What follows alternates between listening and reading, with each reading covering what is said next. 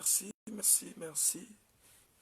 Nous disons encore merci à Dieu d'être là encore ce soir. Nous bénissons encore sa toute puissance, nous bénissons encore sa grâce, parce que sa grâce est en train encore de se manifester dans nos vies. Nous sommes reconnaissants au devant de lui, parce qu'il nous a rendus capables, il nous a fait ce que nous sommes aujourd'hui.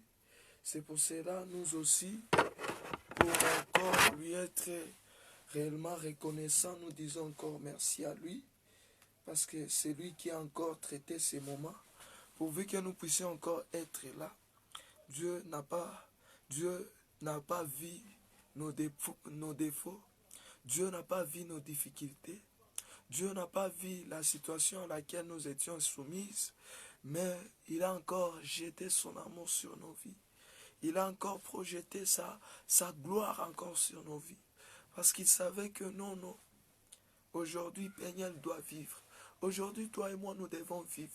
Aujourd'hui, il a vu que ta famille devait vivre. Aujourd'hui, il a vu que non, tes frères, tes enfants devaient vivre. C'est pour cela que nous les bénissons.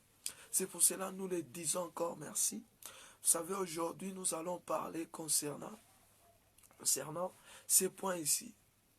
Comment cette génération peut échapper, c'est le thème de notre, donc le thème de base de notre message de ce soir. Comment cette génération peut échapper à l'enfer. Bien-aimés, lorsque nous parlons de l'enfer, plusieurs personnes sont en train de se demander, mais ces gens ici sont fous, ces gens ici sont comment? Parce que quand on parle de l'enfer, bien-aimés, c'est un endroit où certaines personnes, s'ils n'arrivent pas à prendre la bonne décision de leur vie, ça sera leur demeure. Oh, gloire au Seigneur, parce que je sais que quelqu'un va prendre la décision ce soir. Quelqu'un va prendre la décision après cette life et dire à Jésus, non, je me donne tout à toi. J'aimerais que tu sois le Seigneur et le Sauveur de ma vie. C'est pour cela, ce soir, nous sommes en train de parler de ce point qui est un peu capital. Si on ne parle pas de la vie éternelle, on est en train un peu de toucher de l'enfer, bien-aimé. Il n'y a que des choses qui marchent avec la vie de l'homme. Lorsque l'homme est en train de vivre ici sur terre, après un temps, l'homme va disparaître. Et quand l'homme disparaît, c'est la mort qui intervient. Lorsqu'il y a la mort, la personne donc a une vie après la mort. Et quelle sera ta vie après ta mort? C'est ce que la personne doit comprendre. Si ce n'est pas la vie éternelle, c'est la mort éternelle. Disons, c'est l'enfer. Pour mieux être clair, bien-aimé dans le Seigneur, par introduction, j'aimerais lire plusieurs points qu'on a déjà élaborés pour intervenir ce sujet qui est tellement important. Comment ta génération, comment tes enfants, comment toi-même, tu peux échapper à l'enfer. Comment moi-même, je peux échapper à l'enfer. Bien-aimé, il est facile d'éviter l'enfer. Pourquoi? Parce que le temps est en train encore de nous donner l'accès au royaume céleste. Le temps où Jésus-Christ et où sa grâce est en train encore de nous faire régner, c'est le temps où la personne doit confier sa vie à Jésus-Christ. Je prends déjà mon premier point pour un peu commenter là-dessus par introduction. Pour éviter d'aller en enfer, en effet, c'est plus simple que vous ne le pensez. Certaines personnes croient que pour ne pas aller en enfer, elles doivent respecter les 10 commandements toute leur vie durant d'autres qu'elles doivent pratiquer certains rites ou rituels. D'autres encore soutiennent que nous ne pouvons les savoir avec certitude. Aucune de ces idées n'est vraie. La Bible est très claire à ce sujet. Bien-aimé, beaucoup plus. Quand nous sommes en train de parler de l'enfer, bien-aimé, c'est une aussi endroit tel est en train de dire la Bible. L'enfer, premièrement, a été préparé pour les diables et ses démons. Bien-aimé, il est possible d'éviter l'enfer. Pour éviter l'enfer, bien-aimé, il y a plusieurs choses que la personne doit faire. Ce n'est pas respecter les 10 commandements. Ce n'est pas donc suivre le rituel, suivre quelque chose. Mais c'est comprendre que quand tu confesses de ta propre bouche que Jésus-Christ est le Seigneur et le Sauveur, déjà tu es sauvé. C'est ce que la Bible est en train de nous le dire. Mais plusieurs personnes sont en train de comprendre à leur manière, bien-aimée. Ce n'est pas nos œuvres qui fera que nous puissions entrer dans la vie éternelle. Ce n'est pas nos actes qui fera que nous puissions hériter de la vie éternelle. Mais ce qui fera que nous puissions échapper à l'enfer, c'est ce que nous allons découvrir la suite de cette live. Je continue avec la lecture. La Bible décrit l'enfer comme un lieu épouvantable et terrifiant, le feu éternel. Si on prend le feu éternel, si on prend Matthieu 25, 41, un feu qui ne s'éteint pas. Si on prend aussi disons, Matthieu 3, 12, j'aimerais un peu lire ces passages pour une bonne compréhension, bien-aimé dans le Seigneur. Matthieu 3, 12. Je suis dans Matthieu 3, 12. Je lis la parole du Seigneur. Il a son vent à la main. Il nettoyera son air et il amassera son bleu dans la grenier, mais il brûlera la paille dans un feu qui ne s'éteint point. Donc, vous voyez, quand la Bible est en train de présenter l'enfer, l'enfer, ce n'est pas un lieu tel que nous sommes en train de s'imaginer. L'enfer, c'est un lieu de tourment, c'est un lieu où le feu ne s'éteigne jamais, où quand cette feu est déjà allumée, bien aimé, il est impossible de l'éteindre. Je veux continuer. La honte, l'horreur éternelle, c'est ce que la Bible est en train de présenter l'enfer. L'enfer, c'est la honte, l'horreur éternelle. Je continue pour une bonne lecture. Si nous prenons aussi Daniel 12, Daniel chapitre 12 au verset 2, nous allons aussi comprendre qu'est-ce que la Bible est en train de nous dire là-dessus. Daniel 12, 2. Plusieurs de ceux qui dorment dans la poussière de la terre se réveilleront les unes pour la vie éternelle et les autres pour la pauvre, pour la honte éternelle. C'est ce que la Bible est en train de dire. Bien-aimés, nous devons échapper à cette honte éternelle. Parce que cette honte ne sera pas enlevée. Pourquoi je dis ça? C'est le temps où la honte éternelle doit être enlevée. Quand on est en vie, quand on a encore la respiration, que tous ceux qui respirent louent l'éternel. Louent l'éternel, c'est en recevant Jésus-Christ comme le Seigneur et Sauveur. Bien-aimé, la Bible est en train de nous présenter plusieurs manières, un lieu où le feu ne s'éteigne pas. Si on prend aussi Marc 9, 44 à 49, vous allez comprendre, une ruine éternelle. Si on prend aussi des Thessaloniciens, chapitre 1 au verset 9, vous allez comprendre. L'Apocalypse 10, 20 décrit l'enfer comme les temps de feu. Si vous allez aussi comprendre, et des souffles où le méchant seront tourmentés jour et nuit au siècle des siècles. L'Apocalypse 10, 10, l'Apocalypse plutôt 20 au verset 10. De tout évident, l'enfer est un endroit où nous devons éviter à tout prix. Bien-aimés, l'enfer n'est pas destiné aux enfants de Dieu. L'enfer, c'est un endroit qui est réservé aux méchants, qui est réservé aux destructeurs, tels que nous voyons les destructeurs qu'on peut parler, les diables et ses démons, tels que nous voyons les terribles et les principautés de ces mondes. Certaines personnes, au lieu de faire du bien aujourd'hui, bien aimé, parce que la Bible dit, ce que nous sommes en train de vivre aujourd'hui, chacun de nous rendra compte de ses œuvres. Pourquoi la Bible nous interpelle cela? Parce qu'un jour, chacun devra se présenter au tribunal de Jésus-Christ. À ce tribunal-là, chacun devra rendre compte. Si tu rends compte et que tu es accessible au tribunal de paix, à l'équilibre de la loi de Dieu, tout va être bien. Mais lorsque tu es coupable, bien aimé, l'enfer est réservé aux méchants, aux gens qui n'ont pas encore accepté Christ, aux gens qui n'ont pas encore compris qu'il n'y a que Jésus-Christ qui est le chemin, la vie et la vérité, aux gens qui sont en train encore d'ignorer l'amour de Dieu, aux gens qui sont encore en train d'ignorer la puissance de Dieu qui est en train de régner dans son amour. J'aimerais éveiller quelqu'un en disant ceci. Bien-aimé, nous devons chercher à éviter l'enfer. Éviter l'enfer, c'est éviter ce que Dieu n'aime pas.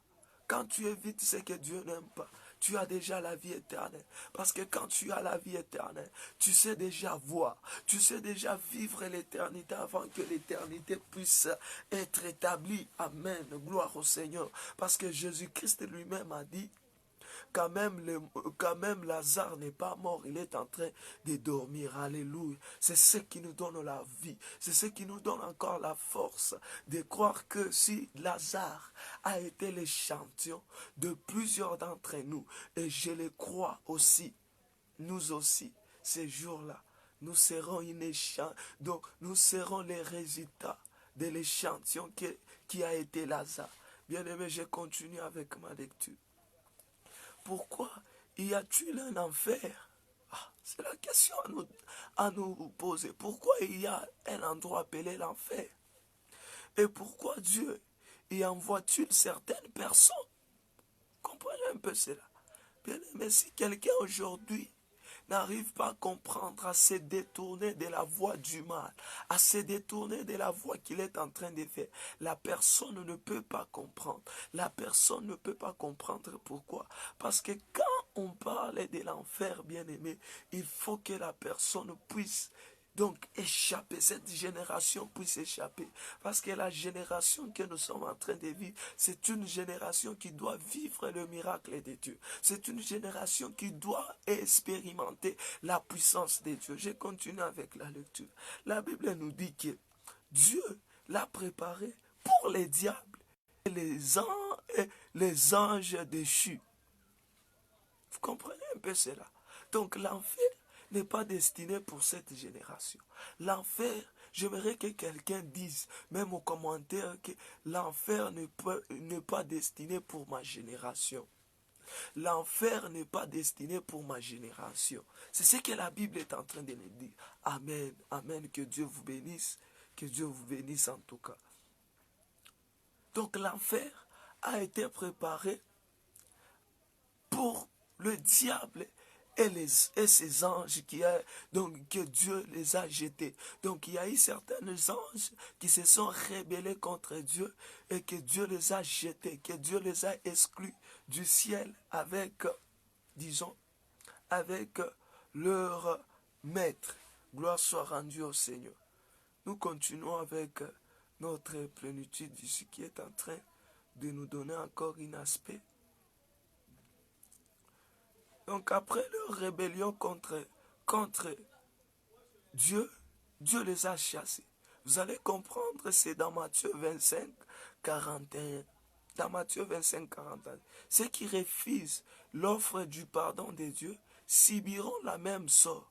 Vous savez, aujourd'hui, il y a certaines personnes qui sont en train encore d'ignorer la grâce de Dieu dans leur vie. Ils sont en train d'ignorer le pardon de Dieu. Bien aimé, si quelqu'un est en train d'ignorer L'amour de Dieu encore aujourd'hui.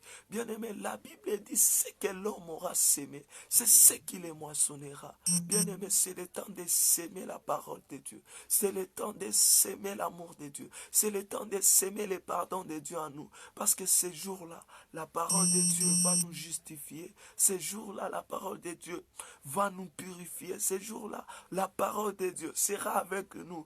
Pourquoi aujourd'hui nous sommes en train d'en jouir de cette pardon que Dieu nous a, que Dieu est en train de nous offrir encore ce soir. J'aimerais le dire à haute voix. Bien aimé, vous savez, quand nous sommes en train encore de vivre sur cette terre, ce n'est pas pour dire que nous sommes encore spéciaux.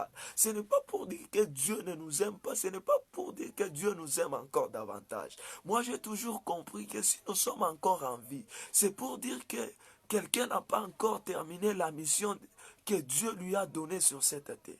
La personne doit comprendre cela. Alléluia.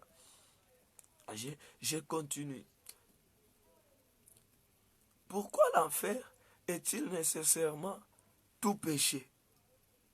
Certaines personnes ignorent, bien-aimé. Aujourd'hui, tu ignores ces péchés-là, mais laisse-moi te dire, l'enfer prend tout péché mène en enfer, tout, sauf rien, tout, tout, bien-aimé. Il n'y a pas de grands péchés, de petits péchés, mais tout péché est surnommé comme enfer, tout péché mène en enfer. Mais tout pardon sauve, tout pardon amène la vie éternelle. Donc j'aimerais dire la vie éternelle, c'est le pardon que Dieu nous est en train de nous donner. Bien-aimé, tu dois comprendre cela. Cela est notre portion. Et en définitive, comme contre Dieu, tout péché est en définitive commis contre Dieu. Psaume 51, 4. J'aimerais un peu lire ce passage qui est en train aussi de nous donner encore la force, de nous donner encore la joie de vivre, la joie de partager. Psaume 51, 4, Alléluia. Je vais lire. J'ai péché contre toi, seul, et j'ai fait ce qui est mal à tes yeux, en sorte que tu seras juste dans ta sentence, sans reproche dans ton jugement. Amen. Voici, je suis né dans l'iniquité, et ma mère m'a conçu dans le péché. Là, c'est David est en train de reconnaître la dimension, la supériorité du péché dans sa vie. La supériorité, l'aspect du péché. Il est en train de comprendre que, bien aimé, tout péché mène en enfer. Mais il est en train de se répandre. Pourquoi? Parce qu'il sait qu'il n'y a que l'amour de Dieu qui sauve. Il n'y a que l'amour de Dieu qui sauve. Il n'y a que l'amour de Dieu qui peut sauver toute l'humanité. Bien-aimé, cette génération a droit à échapper à l'enfer. Échapper à l'enfer, c'est confesser de ta bouche. C'est confesser, dire que Père, il n'y a que toi qui est en train de régner dans ma vie. Il n'y a que toi. Alléluia. Alléluia. J'aime un peu ça. Je continue aussi avec cette lecture. Puisque Dieu est un être infini. Vous comprenez un peu la puissance de Dieu. Dieu est un être infini. Bien-aimé, personne ne peut sonder Dieu. Personne ne peut comprendre Dieu. Au-delà de ton entendement, tu n'es pas encore arrivé. Parce que vous savez, quand l'homme a vie, il a accepté encore de renouveler un contrat nouveau avec l'homme bien-aimé. Ah, notre Dieu est si près. Notre Dieu. Voilà. La connexion a un peu bougé. C'est ce que j'étais en train de dire. Donc, puisque Dieu est un être infini et éternel, vous comprenez un peu la toute-puissance de Dieu. La toute-puissance de Dieu est en train d'être révélée à tous les hommes. C'est un châtiment infini et exécutant la justice et la sainteté de Dieu, où Dieu condamne les péchés et ceux qui les rejettent. La Bible précise que nous avons tous péché. Ecclésiaste 7, 20. Bien-aimé, il n'y a pas un juste sur cette terre. Mais à la croix de Golgotha, nous en sommes sortis justes. Il n'y a pas quelqu'un qui peut dire que non. De mes propres efforts, je suis juste bien-aimé. Parce que personne ne sera racheté par ses œuvres. Mais seul le dépouillement de Jésus-Christ à la croix de Golgotha, qui est en train de faire disparaître l'enfer dans nos vies. Amen.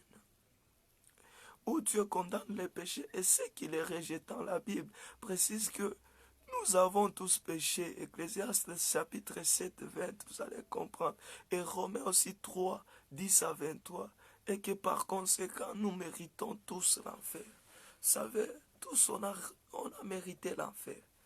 Même moi qui vous parle, on a mérité l'enfer. Mais Dieu n'a pas voulu que quelqu'un puisse aller dans cet endroit-là qui n'est pas destiné pour toi. Dieu n'a pas voulu que nous puissions aller dans le temps éternel. Parce que déjà, dès le départ, nous sommes des pécheurs. Même pendant la journée, je sais que tu as péché. C'est le temps où la personne doit se repentir. C'est le temps où tu dois te reconnaître. Tu dois effacer l'enfer. Parce que tout péché, c'est l'enfer. Amen. Que Dieu nous bénisse en tout cas. Pour cette parole, je continue encore avec cette élaboration que j'ai déjà élaborée. Alors, comment éviter l'enfer? Puisque c'est un châtiment infini et éternel et suffisant, un prix infini et éternel doit être payé. Dieu s'est fait homme à la personne de Jésus-Christ. Dieu s'est fait homme à la personne de Jésus-Christ. Dieu a vécu parmi nous. Il nous a enseigné, nous a guéris, mais ces choses n'étaient pas sa mission suprême. Dieu s'est fait homme. Si nous lisons Jean chapitre 1, au premier jusqu'au 14e verset, vous allez comprendre.